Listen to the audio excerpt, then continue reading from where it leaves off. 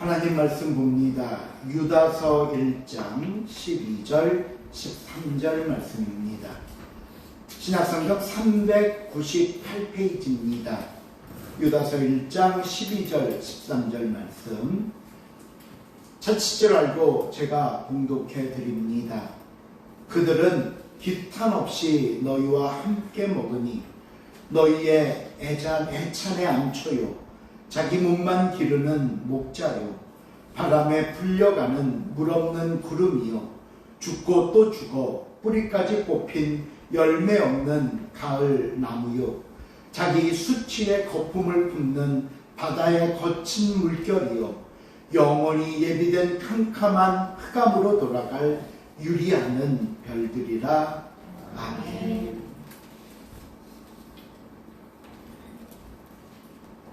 오늘 저와 여러분이 살펴볼 말씀은 당시 교회 안에 들어와 성도들을 미혹하고 죄에 빠뜨리게 했던 거짓 선생들의 세 번째 죄에 관한 말씀입니다.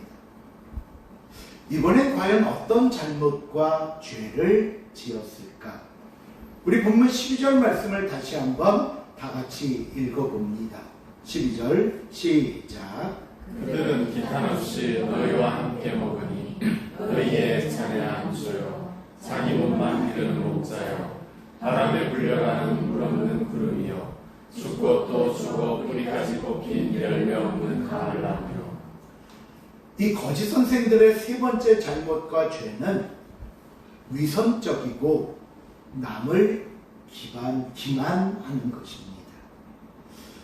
성경은 이 사람들을 가리켜 12절에 보시면 자기 몸만 기르는 목자요라고 말했습니다.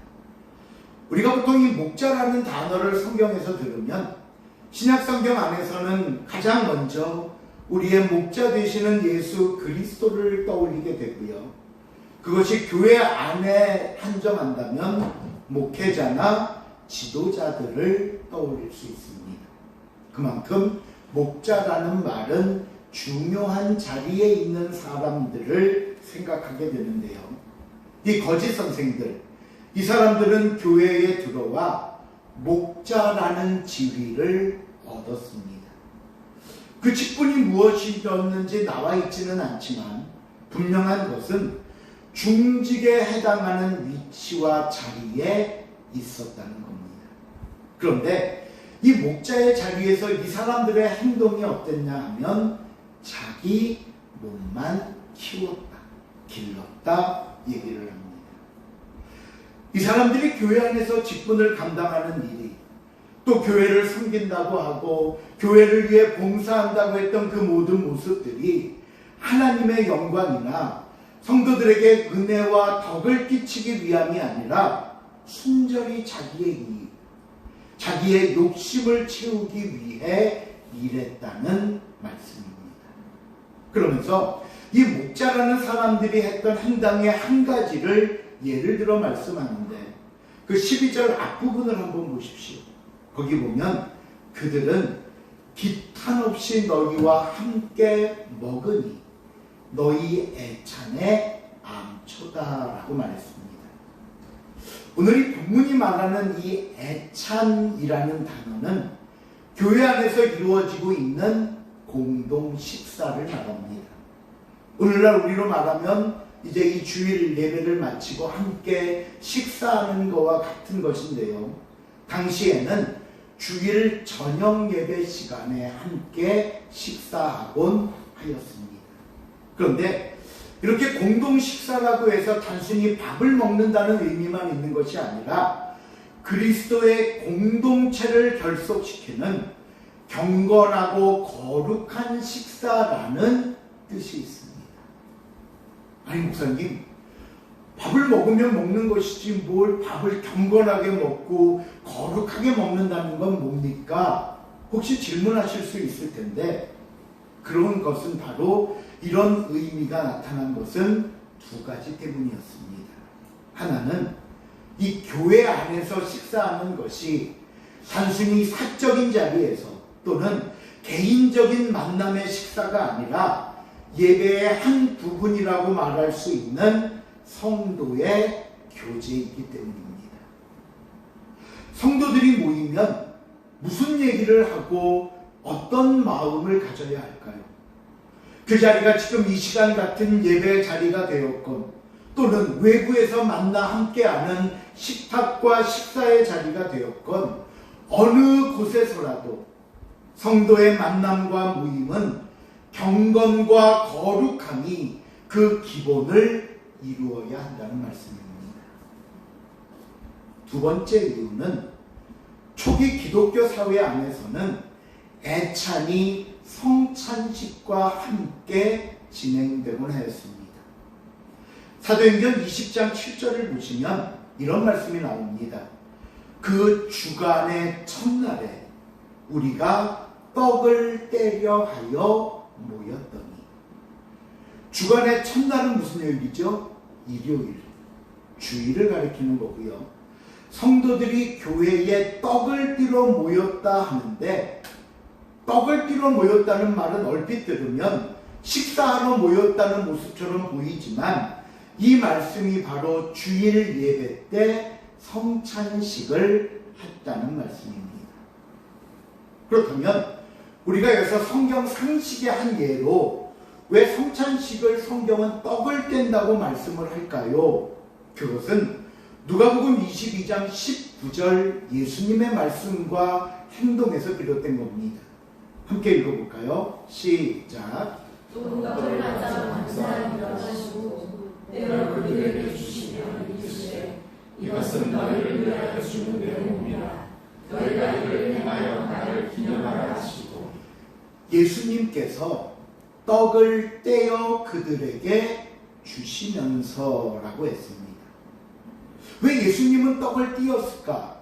이것은 마치 온전한 몸에서 떡을 띄어내는 것처럼 자기의 몸을 띄어서 우리를 위해 주심으로 구원하실 것을 말씀하고 있는 겁니다. 그래서 초대교회에서는 또 신약성경에서는 예수님의 이 말씀과 행동을 따라 성찬식을 떡을 뗀다라고 표현을 했습니다. 그렇다면 오늘 본문에 나오는 이 애찬도 성찬식을 가리켰는가? 이 본문의 애찬이 성찬식을 가리킨다고 단정할 수는 없습니다. 사실 2세기 이후부터 애찬과 성찬이 완전히 분리되기 시작을 했기 때문에, 하지만 분명히 알아야 할 것은 이 식사 자리가 갖고 있는 의미입니다. 제가 앞에서 이 애찬, 교회에서 이루어지는 식사를 가리켜 그리스도의 공동체를 결속시키는 경건하고 거룩한 식사라고 말씀드렸던 것처럼 이 애찬은 교회 안에 성도들이 함께 모여 그리스도의 은혜와 사랑을 나누는 자리여야 합니다. 믿음의 공동체다운 모습이 나타나는 자리였어야 한다는 말씀입니다. 여러분, 이런 모습은 오늘 저와 여러분의 식탁에서도 마찬가지입니다. 우리가 매 주일이면 사실 아침 일찍 집을 나서서 장을 보고 교회에 와서 준비하는 손길이 있습니다. 그분이 왜 그렇게 애쓰고 수고하시겠습니까? 그저 교회를 섬기고 성도들을 사랑하는 마음으로 하는 수고입니다. 그렇다면 그 식사를 대하는 저와 여러분의 모습은 초대교회의 애찬과 같아야 합니다. 그 수고에 감사하는 마음으로 참여해야 합니다. 식탁에 마주 앉은 사람들 안에서는 그리스도의 은혜와 사랑을 나누는 모습이 그 식탁을 통해 나타나야 합니다. 비록 모여 육신을 위한 음식을 먹고 있지만 단순히 내 육신만을 위한 것이 아니라 경건하고 거룩한 식사가 되어야 한다는 겁니다. 그런데 당시 교회 안에 있던 거짓 선생들은 그러지 않았습니다. 목자라고 불리면서 이 애찬이 갖는 영적인 의미를 중요하게 여기지 않았습니다. 그저 자신들의 배만 부르면 됐고 자신들의 욕심을 채우는 도구로 삼았던 겁니다. 그런데요, 그 12절 앞에 보면 기탄 없이라는 말이 나옵니다. 기탄 없다는 말은요, 부끄러움 없이, 부끄러운 줄 모르고 라는 말입니다. 이들이 잘못을 저지르면서도 잘못하고 있다는 것을 모르더라는 거예요. 또 알더라도 그저 심각한 문제로 또는 죄로 여기지 않고 그저 자기 편한 대로 평소 하던 대로 행동하고 있었습니다. 그러니 이들의 이런 행동과 모습을 보고 오늘 성경은 뭐라고 결론을 짓냐 하면 애찬의 무엇 같은 암초 같은 사람이다 라고 말씀합니다. 암초가 뭔지 아시죠? 네. 배가 항해하다가 암초에 부딪히면 깨지면 탑승한 사람들의 생명이 위험해집니다. 당시 이 사람들의 모습도 암초와 같았습니다. 생각해 보십시오. 애찬에 참석해서 이들이 보는 성도들의 마음이 어떠하겠습니까? 애찬이 눈살을 찌푸리게 합니다. 식사의 자리가 즐겁겠습니까? 그들과 함께하는 그 마음이 편안하겠습니까? 그들의 행동에 상처받는 사람들이 생기곤 하더라는 겁니다. 그러니 이 목자라는 자들이, 거짓 선생이라는 자들이 자신들이 죄를 짓고 하나님의 심판 앞에서 자신들이 깨지고 무너지는 것은 물론이고 교회 앞에 성도들이 힘겹게 헤쳐나가는 그 믿음의 항해 앞에 암초로 나타나더라는 겁니다. 그들 앞에 걸림돌이 되고 결국 그 공동체를 깨뜨리고 무너뜨리는 악한 존재였다 말씀합니다. 자, 그렇다면 구체적으로 이들에게는 어떤 위선과 기만이 있었는지 우리가 앞에 2시간을 통해서는 각각의 예가 구약 성경을 들어서 얘기했잖아요. 근데 오늘은 구약 성경이 아니라 당시 나왔던 여러 가지 비유적인 말씀을 통해 우리에게 4가지를 설명하는데 오늘 보면 12절 하반절에서 13절을 보면 모두 4가지의 예가 나옵니다. 자, 함께 한 가지씩 보겠습니다. 첫째로 이 사람들을 가리켜 바람에 불려가는 물 없는 구름이다 라고 표현합니다. 사막을 여행하는 사람의 가장 큰 고통은 목마름입니다. 그런데 저 멀리 먹구름이 보입니다.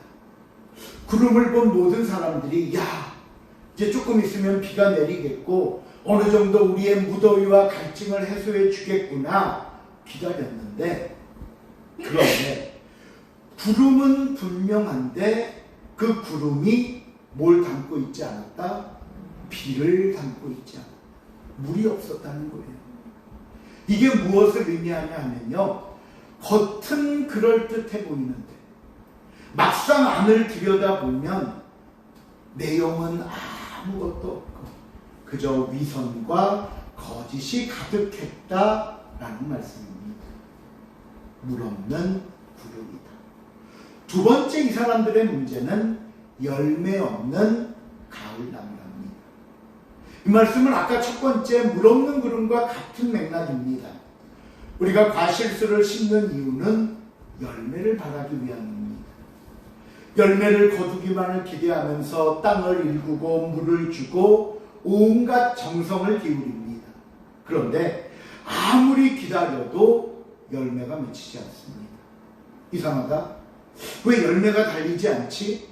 걱정과 궁금함의 나무를 자세히 살펴보았더니요, 이 나무의 상태가 어땠는가 하면 성경에 뭐라고 나오냐면요, 죽고 또 죽어 뿌리까지 뽑혔더라. 당장 내 눈앞에는 커다란 나무고 당장 지금은 가지도 많고 그래서 많은 열매를 맺을 수 있어 보였던 나무였는데 가까이 가서 살펴보니 뿌리까지 뽑혀 있어 이미 죽은 나무였다는 겁니다. 당장의 겉모습은 화려합니다. 많은 열매를 줄 것처럼 말합니다. 그러나 겉모습만으로 그 사람을 판단하면 안 된다는 겁니다. 때로는 우리가 그 행동에 속아서, 때로는 그 말에 넘어갔다가 결국 죽은 나무를 붙잡고 사는 어리석은 삶이 될 수 있다는 경고의 말씀입니다. 여러분, 우리는 먼저 앞서 이 두 가지 예를 통해 우리에게 주시는 말씀의 교훈을 한번 보고자 합니다. 우리가 생활 속에서 이렇게 살면서 상대방을 믿거나 상대방을 인정하고 의지하는 경우를 보면 대체적으로 두 가지 모습 때문입니다. 하나는 그 사람의 말 때문입니다. 참 친절하게 말합니다.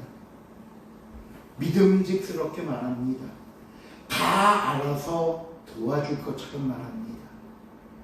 두 번째는 열심히 노력하고 수고하는 행동을 보입니다. 그러니 참 성실해 보입니다. 야, 이 사람하고는 같이 일해도 되겠다. 저런 사람이라면 내가 맡겨도 되겠다. 참 든든해 보입니다. 그런데 내 앞에서 보이는 이런 모습 말고 우리가 더 살펴봐야 할 것이 있다는 겁니다. 이런 겉모습도 물론 중요하지만 이것보다 더 중요한 게 있다는 겁니다. 그게 뭐냐? 첫째로, 이 사람이 정말 하나님과 영적인 교제를 이루고 있는지 살펴보십시오. 진심으로 하나님을 사랑하는 사람인지, 진심으로 하나님의 말씀에 순종하는 사람인지 따져보십시오. 왜냐하면요, 우리를 위해 조언을 해주지만, 우리를 위해 걱정을 해주지만 그 조언과 걱정이 세상적인 조언이고 세상의 결과를 이루는 조언이라면 어떻게 하시겠습니까? 또 우리를 이끌어주지만 그 이끌음이 세상적인 성공을 향한다면 믿는 크리스찬인 우리는 어떻게 받아들여야 할까요? 저와 여러분에게는 하나님이 주시는 지혜와 하나님이 인정하시고 허락하시는 방법과 하나님께서 올바른 길로 이끄심이 필요하다는 사실을 잊지 마시기 바랍니다. 두 번째는요, 자세히 보시고 오랫동안 보십시오. 창세기를 보시면요, 아브라함과 롯이 서로 헤어지면서 아브라함이 롯에게 이런 얘기를 하죠. 네가 거할 땅을 먼저 선택해 하고 선택권을 줍니다. 이때 롯이 소돔과 고모라 지역을 선택한 이유가 있었습니다. 창세기 13장 10절입니다. 시작. 시작. 여호와께서 소돔과 고모라를 멸하시기 전이었으므로 여호와의 동산 같고 애국 땅과 같았더라. 보세요. 우리는 다 알다시피 소돔과 고모라, 하나님의 심판을 받아야 할 타락한 도시였는데 겉모습은 에덴 동산 같았고, 무슨 말이 필요합니까? 그렇죠? 그리고 비옥한 애국 땅 같았더라. 이건요, 누가 봐도 에덴 동산 같고 애국 땅 같은 소돔과 고모라를 택하지 척박한 사막과 광야만 있는 땅을 선택할 리 없습니다. 하지만 이것이 바로 롯이 실패한 이유였다는 겁니다. 사람도 만나보면 이와 같다는 것을 알 수 있습니다.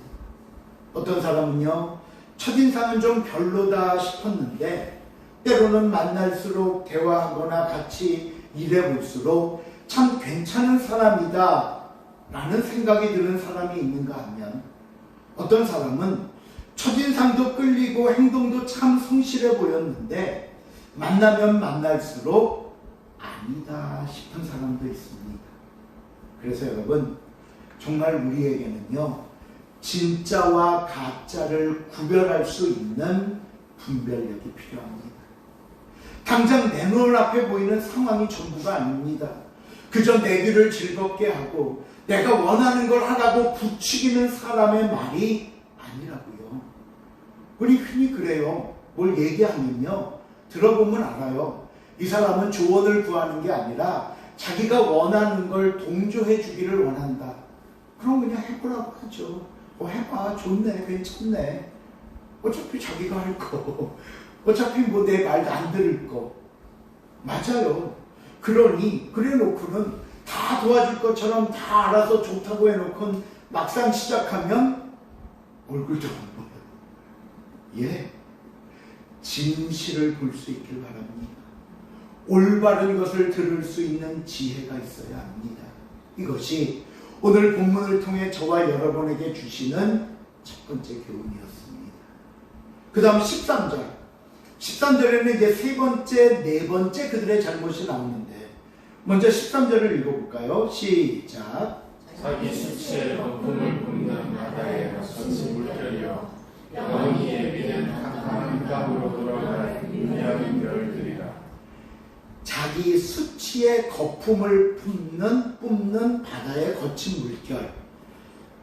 얼핏 보면 표현이 좀 어려워 보이는데 쉽습니다.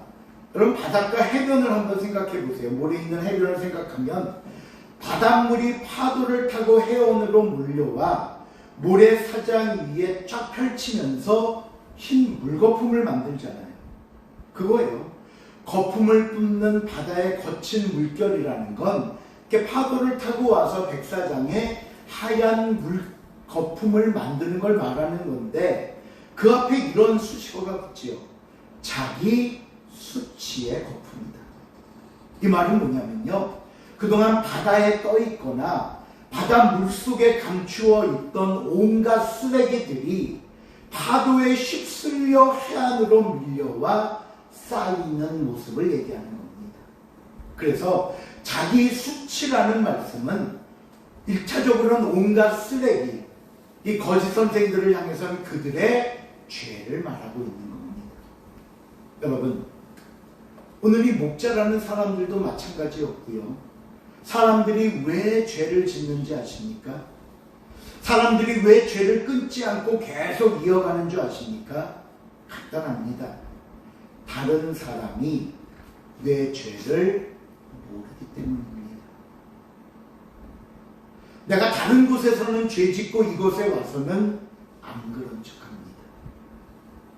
내 죄를 모른다고 생각하기에 설마 나에게 하는 말이겠어? 하며 무시해버립니다. 그런데 그 죄들이 드러나면 어떻게 되느냐? 저 바닷속 깊은 곳에서 나 혼자만 알고 있었고 나 혼자만 저지르던 죄였는데, 그 모든 죄들이 파도에 의해 해변가로 밀려와 모든 사람들 앞에 낱낱이 펼쳐지게 되겠다는 겁니다. 시편 50편 21절에 보면요, 하나님께서 죄를 책망하시는 장면 중에 가장 먼저 이런 말씀을 합니다. 네가 이 일을 행하여도 내가 잠잠하였더니 네가 나를 너와 같은 줄로 생각하였도다. 그러나 내가 너를 책망하여 내 죄를 내 눈앞에 낱낱이 어떻게 하시리라? 드러내시리라. 드러내겠다. 네가 숨어서 즐기던 그 죄를, 네가 나를 너와 같은 줄 알고 담대하게 행하던 그 죄를 드러낼 것이다. 하나님께서는 우리의 죄와 잘못을 반드시 드러내실 겁니다. 모든 사람 앞에 밝히실 겁니다. 그래서 죄에는 영원한 비밀이란 없습니다. 혹시라도 여러분, 혹시라도 아직도 내 죄가 발각되지 않았다고 생각되시면, 아직도 내 이런 잘못들을 사람들이 모르고 있다고 여기시면, 더 죄를 계속해도 되는구나 라고 생각지 마시고, 하나님께서 오래 참고 기다리시는 회개의 기회라는 사실을 여러분 잊지 마시길 바랍니다. 마지막 네 번째, 이 사람들의 위선과 기만은 무엇이었는가? 본문 13절 마지막에 보니까요, 영원히 예비된 캄캄한 흑암으로 돌아갈 유리하는 별들이라 라고 말합니다. 이 유리하는 별들이라는 것은요, 우리가 흔히 별똥별이라고 말하잖아요. 예, 그 유성을 가리킵니다. 그리고 예비된 흑암이라는 말씀은 별똥별이 땅에 떨어져 결국 흔적도 없이 타버리고 사라지는 것처럼 죄인인 너희들은 영원한 지옥에 떨어질 존재임을 가리키는 말씀입니다. 이 말씀은 죄의 최종 결말을 가리키는 겁니다. 여러분, 말씀을 맺습니다.